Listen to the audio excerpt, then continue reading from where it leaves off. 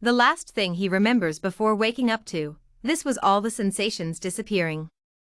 Clear up to that moment he'd been shivering, and it had become painful as his exhausted body had struggled to keep him awake. He looks back at the tracks leading to his car. No signs of melting, and now it's getting darker. Panic sparks again, but it never quite materializes as a full-blown feeling the way it had earlier. He recalls the temperature. The in-dash thermometer had shown 7 below zero. That was at noon. It has to be even colder now, but he feels nothing. He raises his right hand to his eyes. A fleeting sliver of yellow filtering through the trees crosses the skin of his fingers to reveal nothing out of the ordinary, and that's the problem. He should be a deep blue color all over. He should still be lying in that snow, either for all eternity, or until someone stumbles upon his remains. He frowns at the irony. This is late February. If recent years are any indication, there will be flowers blooming within the next few weeks. Right here. Right where snow and ice as thick as the petals will be high above the ground has toyed with his life all afternoon. If you don't like the weather, wait a minute. That famous regional saying still holds true here in the 21st century. Unfortunately, he may not have a minute to wait. Now think, obviously, I'm in a deep stage of hypothermia, and by some miracle, I'm still alive. The most important thing is to get help while there's a chance. I have to keep trying that phone until it gets a signal. I may not have enough time left to walk all the way back to the main road. He thinks the thoughts, just doesn't feel the symptoms that would normally go along with them. There's no sense of urgency accompanied by a pulse. He hasn't eaten since this morning, and thousands of calories were burned between the struggle to free the car from the snow and the fruitless effort to walk the 20 miles back to town in the blizzard. But he doesn't feel hungry. Doesn't feel weak. The only thing he does feel is lost. He takes off walking into the woods toward the top of that hill he remembers. It's more like a float than a walk. As if there's an angel on each side, carrying him by the arms. There's a clearing at the top. He reaches into his coat, probing for the phone with a hand that seems absent. A coat that seems absent despite seeing it with his own eyes. It's apparent that his hands must be frozen beyond use. The only hope remaining is to head back down, get to the main road, and pray someone drives by and sees him. His eyes must be playing tricks. No tracks in the woods to follow, just fresh, undisturbed snow. In his mind, he's laughing at the absurdity, but no sound comes from his throat. Stars jitter up in the sky, too many millions of miles away to do any good down here. He guesses by now, it's probably creeping toward 20 below. So where's the floral scent coming from? He questions when he reaches the bottom of the hill, where he'd first regained consciousness. His sense of smell must be playing tricks too.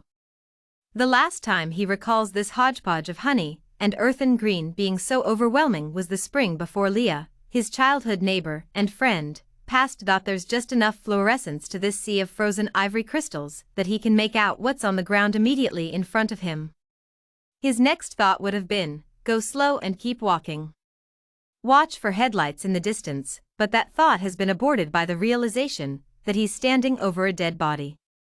He leans toward the stiffened, curled figure for a closer look. It's a man. 43 years old, wearing a grayish coat and a thin pair of matte black jeans. He has cheap athletic shoes and 2 pairs of crew-length socks on. His name was Randall, and he was born on August 31, 1978. He was a goth metalhead by image and a childlike nature lover by heart. Randall's face turns straight as a stem. He was me, *****, everything goes completely black, even the snow. Like being in the deepest part of a cave, and the torch just got extinguished. Yet he is still alive. He's still thinking, still moving, still buzzing with the energy of a hummingbird. New light begins to warm him in a golden dawn when he realizes this is, in fact, a cavern of some sort. It's unlike anything he's ever seen. Vegetation is everywhere, so much so that it's impossible to tell if the walls are even made of rock. He pushes his hand through what seems like yards of lime-green grass attempting to find out. That's when he first notices the semi-transparency. He examines himself from the chest down. Semi-transparent. He wonders for the longest moment how he's still able to sense everything he touches. The grass glistens with cool dew, the same way the grass in his yard always did on an early spring morning. The slick blades bend when he runs his finger across them. A whisper of a breeze, moist with the scent of recent rain, and the clean sweetness of freshly bloomed morning glories, teases his nostrils with invitation. He casually starts walking in the direction. Neato. Isn't it? The voice is that of a child, and it's coming from directly behind him. Randall gives off a smile of both relief and joy as he turns around. Aha! Leah had died from a rare form of cancer at age 13. He wishes he could forget. Just as he had spent his whole adult life wishing he could. The music and the lifestyle could mask it over occasionally, but it could never kill the memories. Aha! Randall hadn't said that to anyone since they were both 12. It was always yeah or yep after that. He looks at Leah, with her semi-transparent, tightly woven red ponytail, and knows she's 12. He remembers. He would give anything to be 12 again. And when the shock of hearing his own childish voice wears off, just as he suspects, he finds himself a foot shorter and 60 pounds thinner. He compares his blue, dirt-stained overalls to her pea-green ones and giggles with the prospect of adventure sending a tingle down his sun-ripened arms. Are you ready? He's never sure, given the mischief Leah had always tended to pursue, but one thing he does know is that a day spent with his best friend is always guaranteed to be interesting. She races past him and he follows. Anything could be beyond that twist in the passage at the end of the grassy room.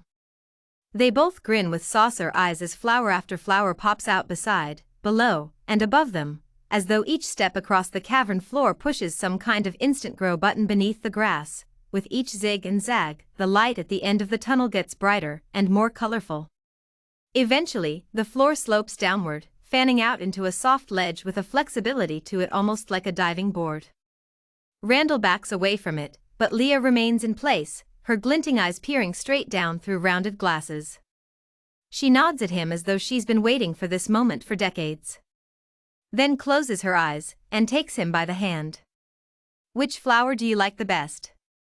He hesitates. They're all down there, she assures. Randall has always liked them all. It's a tough question. I guess, the Indian paintbrush. It has the neatest color, and it grows everywhere around here. But here is a different place now, he reminds himself. I like the sunflower, she states with confidence. It grows tall as the trees and it's round and yellow, just like the sun. They exchange gazes and Leah raises her knee in preparation for departure into the void.